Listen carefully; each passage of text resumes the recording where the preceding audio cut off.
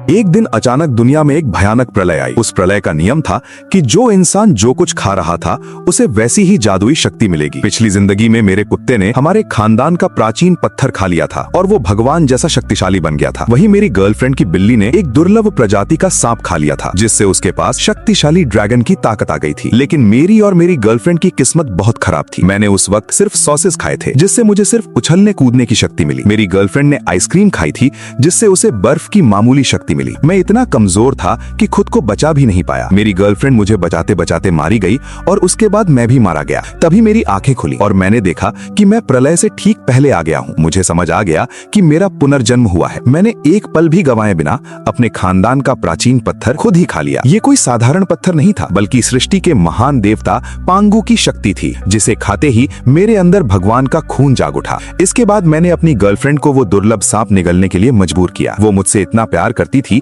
कि उसने मना नहीं किया और पूरी क्लास के सामने उस छटपटाते सांप को नूडल्स की तरह निगल लिया। सांप खाते ही उसका दम घुटने लगा और मुंह से खून बहने लगा। क्लास के सभी बच्चे और टीचर चिल्लाने लगे कि मैंने अपनी गर्लफ्रेंड को मार डाला है। तभी क्लास का गुंडा गाओ जुनहाओ गुस्से में पागल होकर मुझे मारने के लिए आगे बढ़ा। मैंने डरने के बजाय फोन निकाला और शांति से उल्टी गिनती शुरू की। जैसे ही सुबह के ठीक 9 बज गए, दिन का उजाला अचानक घने अंधेरे में बदल गया। आसमान से खूनी लाल रोशनी बरसने लगी। गाओ जुनहाओ का मुक्का मुझ तक पहुंचने ही वाला था कि तभी लाल रोशनी के बीच मेरी गर्लफ्रेंड अचानक उठकर खड़ी हो गई। उसके सिर पर ड्रैगन के सींग निकल आए थे, जिनमें से चांदी जैसी बिजली चमक रही थी। उसके शरीर के चारों तरफ हरे रंग का कोहरा वाला ड्रैगन मंडराने लगा था। अब वो मामूली लड़की नहीं, बल्कि दुनिया की सबसे खतरनाक ड्रैगन क्वीन बन चुकी थी। अब हमारा बदला शुरू होने वाला था।